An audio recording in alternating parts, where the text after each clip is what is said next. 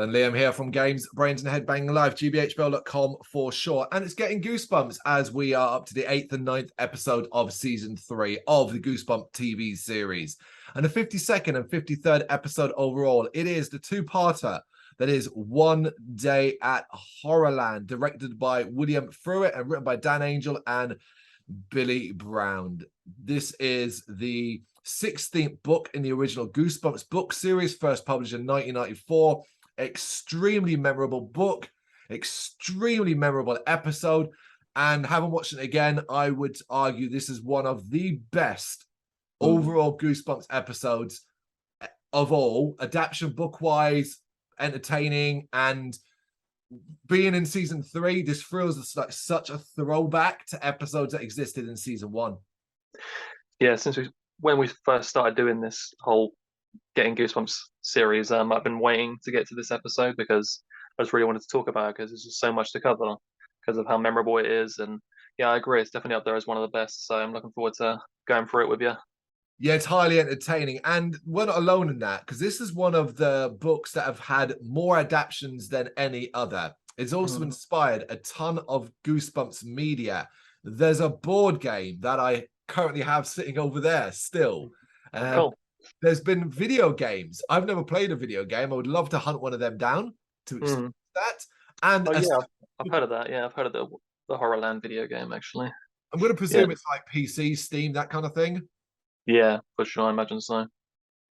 Yeah, and a book series as well based off this. The episode was filmed at Sienna Grundy Park in Toronto, Ontario. That's a fact of it because obviously it's a specific location. You couldn't really get away with that, and it certainly wasn't a set. It was too big. Other notable things, Ripper the Killer Beast that exists in this. You might recognize it if you've been watching this show through and through as being Saber from Welcome to Camp Nightmare. The creature was just recycled for this episode. I recognized it. The ending of this episode is also considered to be quite similar to that of The Blob That Ate Everyone. And Neil Crone, who portrays Bleck, Wretch Sniff, and the makeup artist Horror, also portrayed Mr. Chesney in The Ghost Next Door. So yeah, there's your facts for ones I thought were interesting. Cool. 4 people I'm going to mention here, which is the family. It's the main cast. Heather Brown as Lizzie Morris, Michael Kalaz as Luke Morris, Jonathan Whitaker as Mr. Morris, and Kirsten Bishop as Mrs. Morris.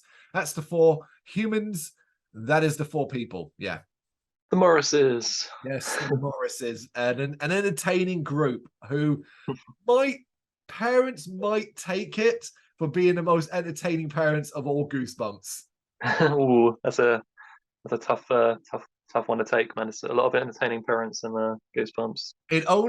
I base it only around one particular sequence, and it's the game show sequence and how all their fears and shit go out the window when money comes. Yeah. Anyway, the episode begins in extremely unusual fashion for us and Goosebumps. We don't focus on a house. We don't have a voiceover of a kid. Instead, it's a car parked up at a beach. And I was like, what the fuck? That's weird. Yeah, I literally took note and I said that immediately you can tell that this episode just feels different, like from the off straight away. Yep. Yeah. Inside that car is a family, the Morrises, and they appear to be lost. But Mr. Morris is doing that cliche dad thing. He won't go to a gas station and ask for directions because, and I quote, he doesn't do that. And I was like, don't be a dick, dude. God. They're suffering, man. Come on. Yeah, part of the reason why they're suffering is because the air conditioning isn't working and they're extremely hot in the car, and the kids, Luke and Lizzie, are getting irritable in the back seat. Why are they here? The family are supposed to be going on vacation to a place called Zoo Gardens, but they can't find it. And after debating if they know where to go, the parents agree to just drive until they find it. And I was like, well, that's a brilliant plan in America. Just drive until you find it. I imagine that's what people did before sat-navs. Just hope for the best. Or stop at a gas station and ask for fucking directions. There's that, yeah. But driving down the road, they see some signs in the distance, but then get assailed by really bad CGI fireballs. These look terrible. No getting away from it. It is what it is. And they swerve to avoid them, stopping in front of a sign where CGI fire and an equally as bad CGI monster face appears, and we fade to black. Not the best start.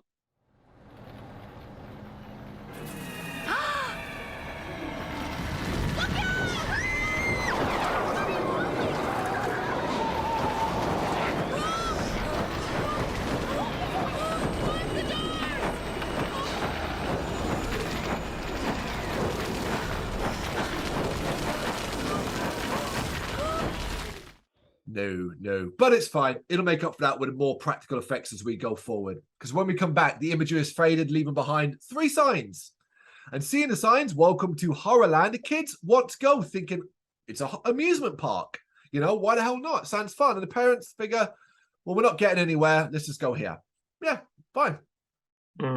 Yeah.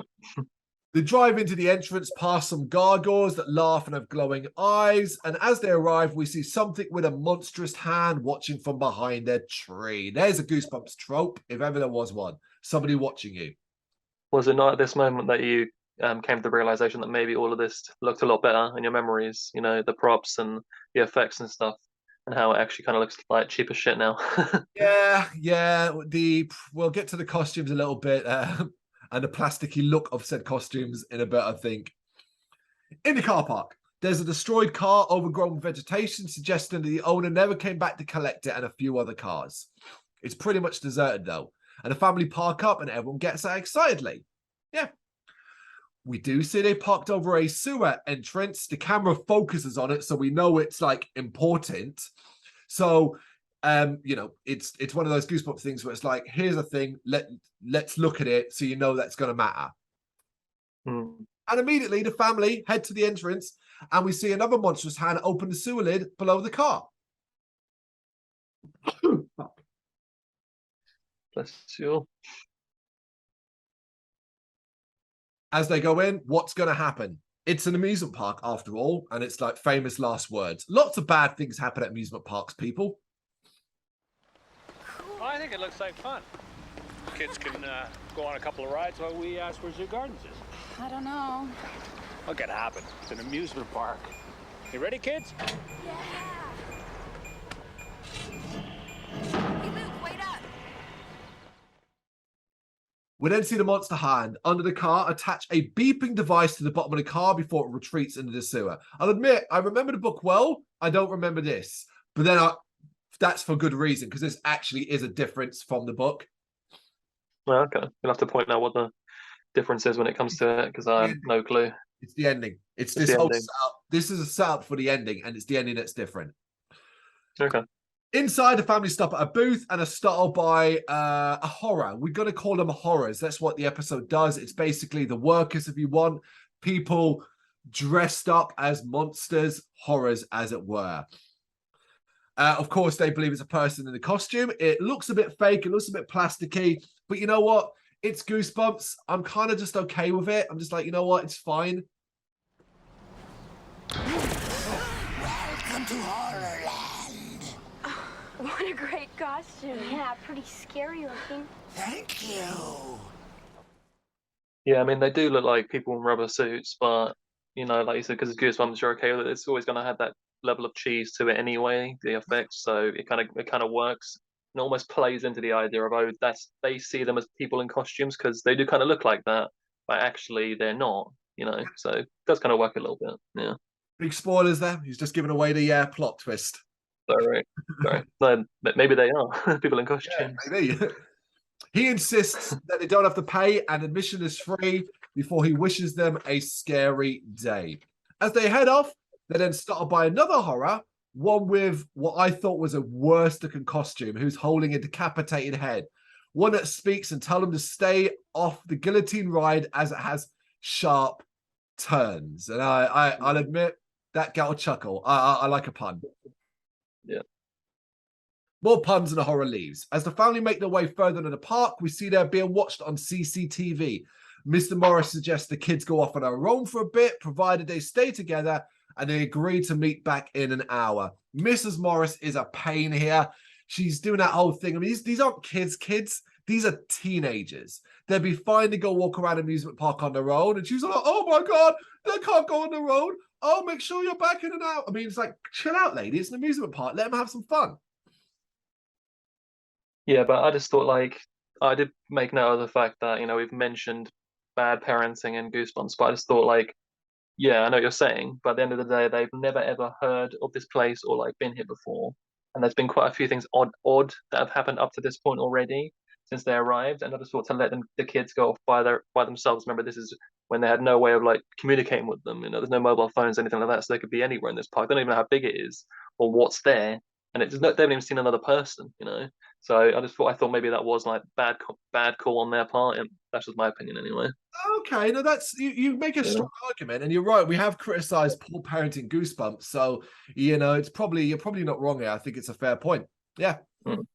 So the kids go off, walk around, and are being followed by a horror in the trees. They hear the sound of a wolf in the distance before they run into a different family where a child is crying and the parents are comforting her. Here, this part here, as brief as it is the worst acting in the two parts of the episode. Because that child crying, look at her face as well. She ain't crying.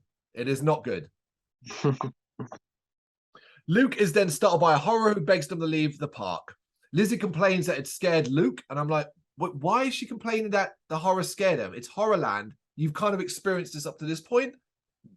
Scary. Yeah, I mean that's a bit of a running theme through the episode, is people being annoyed at being scared at Horrorland. Yeah. Because even if like you just get when you've been made to jump by someone, you kind of like, for fuck's sake, like that kind of reaction would make more sense.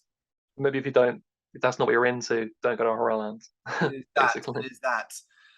Anyway, the horror begs them to leave again before running off into the trees. Of course, the kids don't believe him, even though they have to convince each other it's all an act. They kind of do that whole thing where it's like, he's just acting. Isn't he, Lizzie? Of course he is, Luke. Sure he is, that kind of thing. So, rides. That's what we want to see. They continue to explore, and they come across a ride called House of Mirrors. And inside they find funhouse mirrors and have some fun with them before Luke randomly decides to run off his own, and his siblings then get separated inside. As Lizzie searches for Luke, she finds a secret door that leads to a separate room, and she becomes trapped inside. And we see that he's also ended up in his own sealed room, and they both start to panic as the lights go off. In the mirrors, a horror starts to torment Lizzie, and she notices she has no reflection. And the horror then comes back at her as we fade to black. It's second sort of stinger one. So this is the House of Mirrors sequence. Yeah, I mean, Hall of Mirrors is a classic, and it looks good. Looks like they really put together a real one, so nice, yeah. Yeah, agreed. It's a classic. It's one of those ones like, oh, yeah, of course, absolutely. Mm. Meanwhile, parents are exploring, and Mrs. Morris has a face like a slapped ass. She does. She literally is not happy about this. She thinks she hears a scream, and Mr. Morris points out the bloody obvious. It's Horrorland. You might hear some screams, but they do remark that the place seems empty, and it really is. What's cool about this is that it does look and feel like they're in a park, maybe not a big amusement park, but a park nonetheless, and it's clearly empty, aside from them. They then get startled by a horror who offers them monster punches. Not that, a drink, which they agreed to have. Meanwhile, while this is going on, we cut back to Lizzie, and the mirrored walls of her room are starting to move inward. She's got to be crushed. The monster gives the parents their drinks. Obviously, though, they're empty cups. They are fill a cup with water. We see this all the time in films and shows. Watch the film only last week where the people had coffee cups that were clearly empty. The difference between picking up a full cup of coffee or drink in a hand and an empty one, it seems impossible for people to act like it's got weight. So fill an empty cup with water so they have the weight to make it look natural. I know it's a small fucking thing to pick on, but I notice in everything. And here I noticed again, those fucking paper cups are clearly empty. No, I completely agree. It's like those like little details I can't help but nitpick as well. It's another thing is they always never have steam coming from hot drinks and things. If you notice when someone is in a movie or a TV show, they're having like a cup of tea or a cup of coffee. We've all had one. There's normally quite a bit of steam coming off it, but they don't have it because it would like mess up the scene and whatever. But then it just takes me out of it a little bit. Yeah. Yeah, it's a small thing, but these nitpick things sometimes do annoy you. Anyway, the drinks are gross, particularly when the horror lifts his fingernail up and squirts liquid into the drinks. And I was like, okay, that's actually a little bit gross. Yeah, I mean, I actually put a note of that. I didn't really understand like necessarily the mother's reaction of disgust, because presumably the parents think obviously that these are just people in suits, so it's some kind of trick of some kind. Maybe there's like a tubing going through his finger. So like, unless I guess she's just really convinced by the effect kind of thing, because otherwise she doesn't really think that it's actually coming out of his finger. So it's Interesting, yeah. clearly like part of like the whole theater of the place. I don't really get like being that disgusted by it. I can see why it's supposed to be nasty if you're really like buying into it or whatever. But yeah. Maybe that's it. Maybe Mrs. Morris is just fully invested in it now.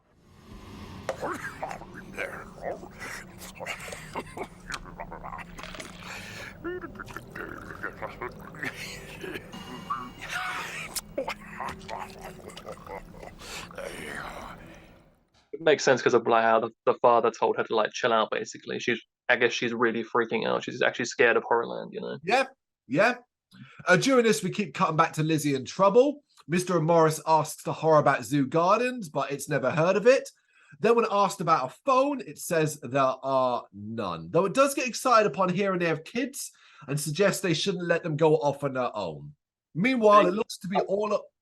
I'd sort of say I love that even the vendor monster is like your shit parents. But where are your kids? You let them off go by themselves. What's wrong with you? Very good. Yeah. Meanwhile, it looks to be all over for Lizzie as the walls come crushing in. But what's this? The floor opens and she falls into a swirly void. Goosebumps overall loves a swirly void, but my goodness, they're always terrible. They look shit, and this is no better. Yeah, those damn CGI vortexes, man. They love them. Yes. Don't touch me. Did you enjoy the House of Mirrors? It's one of our most popular rides. Look, have you seen my little brother? He went inside before me and I can't find him anywhere. I mean, that was the best. Luke, you're okay? Of course I'm okay. Let's go on it again. I'll pass. She comes out the other end, outside the ride, to be greeted by a horror. He asks if she enjoyed it, as Luke comes running out, declaring it as the best. He wants to go on another ride, but she doesn't. And he blackmails her into agreeing, and they decide to go on one that I was very interested in, Coffin Cruise, much to Lizzie's displeasure. She's had enough of this. That was too much for her. She's like, nah, none of this. But Luke's just still game for now.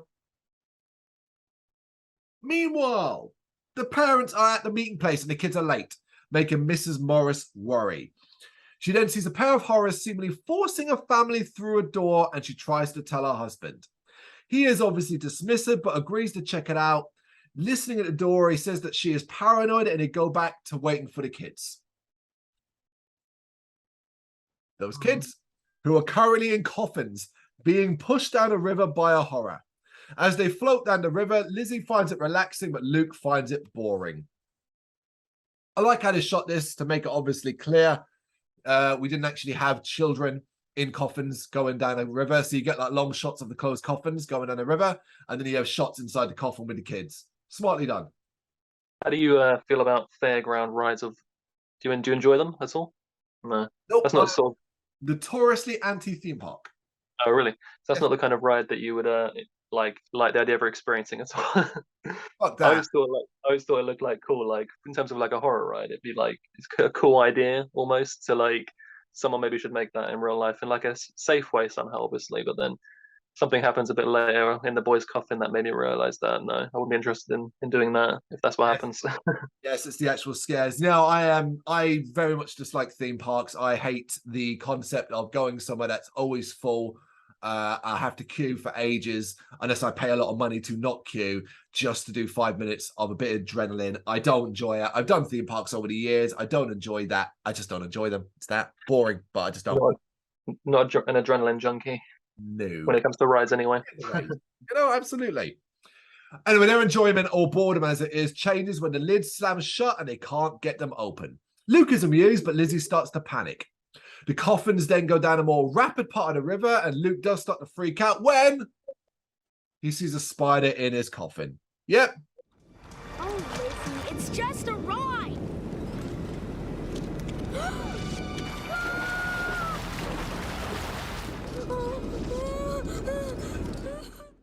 Use the real Thinking that- spiders by the look of it too. Yeah, it does look real. That's what. Yeah, if that boy actor actually did that, the spider right there, man, props to him. He's got bigger balls than me. Yeah. If I was in that scenario, I would be fucking freaking. Yeah, I can imagine the day on the set that they had to explain to him, "That's what you're doing today." Hope the pay was worth it. Yeah. But then the ride is over and a horror pulls them out where Lizzie is waiting. The kids have both now had enough and head back to meet their parents, but get lost. Noises and the sense that they're being watched is beginning to scare them. And a hand on the shoulder, it's the classic horror, not even Goosebumps, horror cliche of a hand on the shoulder startling Lizzie, but it's just Mr. Morris, who for some reason didn't say anything up to the point where he put his hand on her. It's classic. Yeah. He says that they're leaving, as something isn't right about this place. And I was like, what changed? Like, you weren't really like this before. Don't tell me just because they were late. Like, what changed to you suddenly be like, something's wrong with this place, you know? Yeah, it would have made more sense for it to be Mrs. Morris, considering she's the one that's been overreacting. Yep. I just thought, like, in general, their reactions were a bit over the top because nothing had actually really happened to them physically. Like, they're fine. They've just been scared, and they're at Horrorland. Yep. That's kind of the point. Well, like I said, I'd agree with all of that, but we are getting to the point where their behavior just made me love them. Anyway, they arrive at the main gate and find it locked and padlocked. They see a sign that says no one leaves Horrorland alive. And they turn around and be surrounded by horrors. This is where part one ends. If you're watching it that way, watching the complete thing, you just get a fade to black, and then we move to the next part. Mm-hmm. A brief recap of what already happened, and then we're back with the family surrounded by the horrors. Mr. Morris demands that they be let free and attempts to pull the mask of a horror, but what a surprise. It's real. It's the guy's face Mr. Morris is trying to pull off. We have a right to leave whenever we want. Now you take off that stupid mask and talk to me man to man. Not a mask. The family make a run for it, but horrors are everywhere. They enter a door, and are you ready for a tone shift in the episode to a degree? A massive tone shift. It is, but it is fun. They find themselves on stage and in front of a crowd of horrors. There's a host, cameras, and he says they've been guests on Horrorland Hidden Camera, a show that plays on the Monster Channel. And I was just like, yep, this is the good shit. I said, who's there? Let's hear it for the Morris family, everybody! All together for the Morrises! Oh, come on down, folks! Watch your step! The Morrises!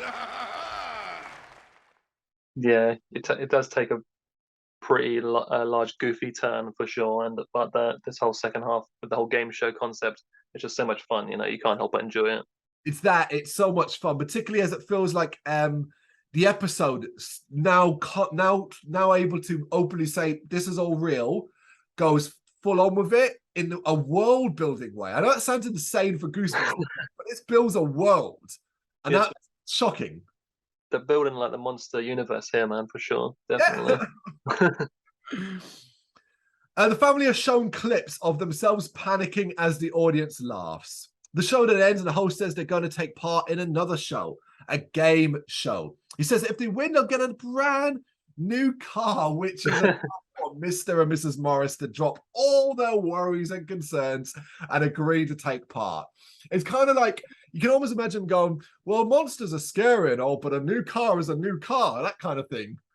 Yeah, like they've just put that to the side. Their confusion they had on their faces literally seconds ago, their fear for their lives, but now the prospect of a new car, that's just, I can almost relate to that though.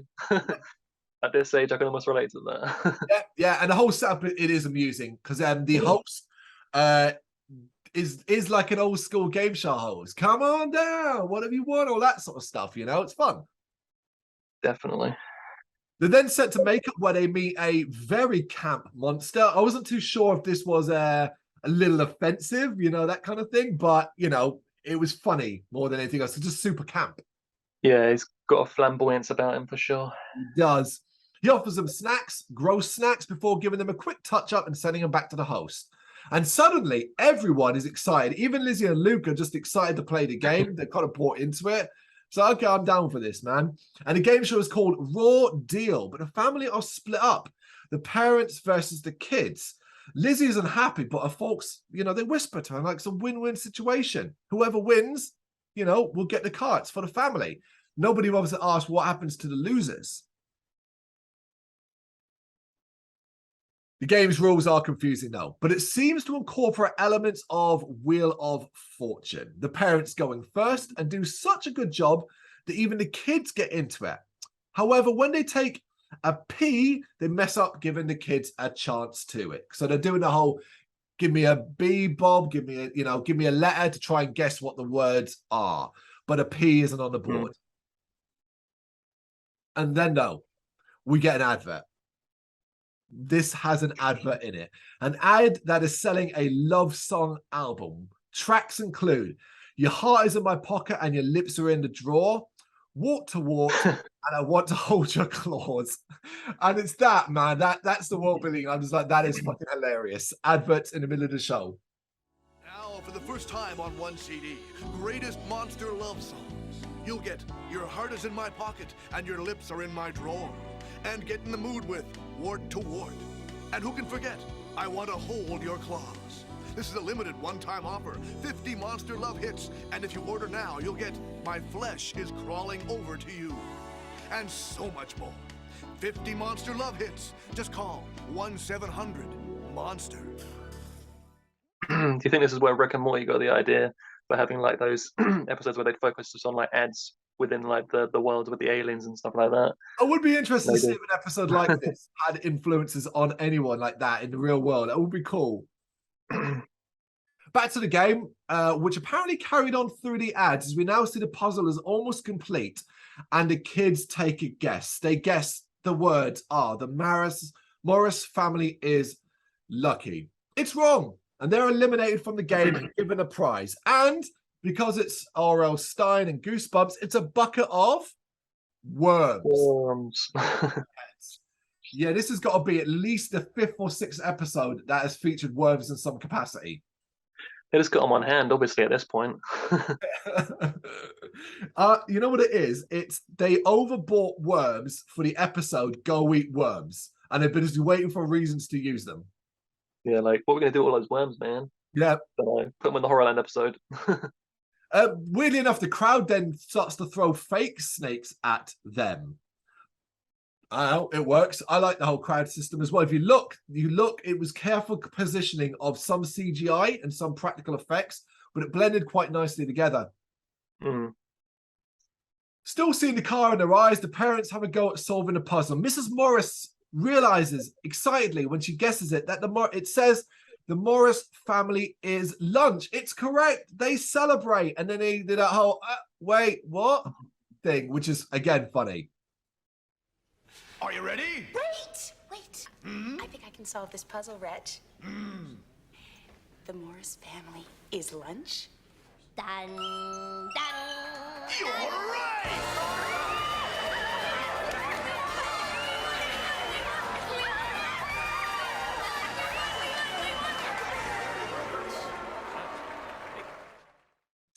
The game continues, though. All they need to do is cut a deck of cards. They are still puzzled about the lunch thing, though. And we then get another ad. This one for kids advertising human toys for monsters. So again, I love it. Love that. Back to the game. They cut the deck and apparently win the car. Just win it. Okay, they win. All right. And everyone is really happy. But again, it turns out they've not won it yet. They now need to take the horror challenge. They just keep getting more and more obstacles put in their way. It's simple. Two doors. One door has the car. The other has Ripper, a killer beast. The clock counts down. The family try to decide and they choose door number 1. They go through the door and are told Ripper awaits them inside. And the door is locked behind them. And we see the horrors are watching all of this on camera. Did you notice something here? Nothing that jumps to mind. If you look carefully, when they go through the door number 1, you can see door number 2 leads to the exact same place. Neither Oh, door really? went anywhere but to Ripper. Nah, that's a cool detail, and I never noticed that. But that's cool. Yeah, I kind of went back and paused it each time, and you can kind of see the outline. It's in the dark in the background to the side. I was like, that's a good touch. Yeah, nice. Yeah, the Morrises find themselves in some sort of dungeon, discovering bodies and pieces of other. And I was like, okay, all right, we're ramping this up. Here's some bodies. They then see the shadow of Ripper, but are saved by the horror from before, the one who warned them to leave. He helps them outside and reveals he harbors a grudge because he didn't get the raw deal job.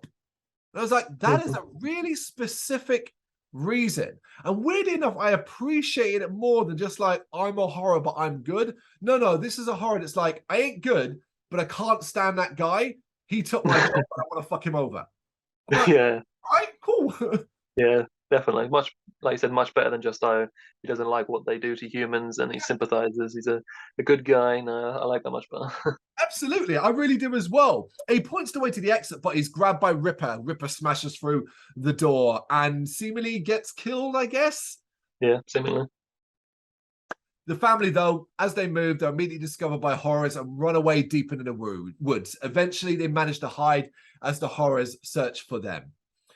They end up coming across trash from other humans who have come before them. And I like that as well, like where the horrors have been dumping basically the other humans' belongings.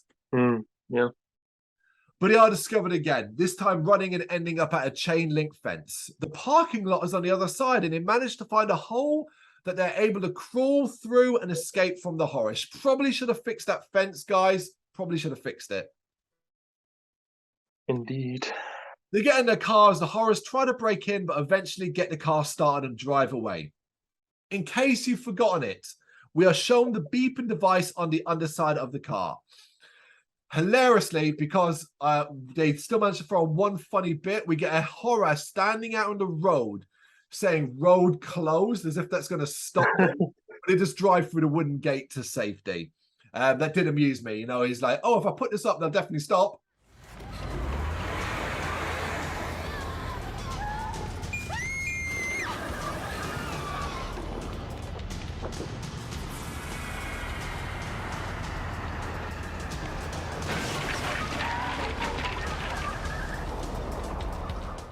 Yeah, and the dad shouts, "So long, suckers!" It's like a really funny line as well.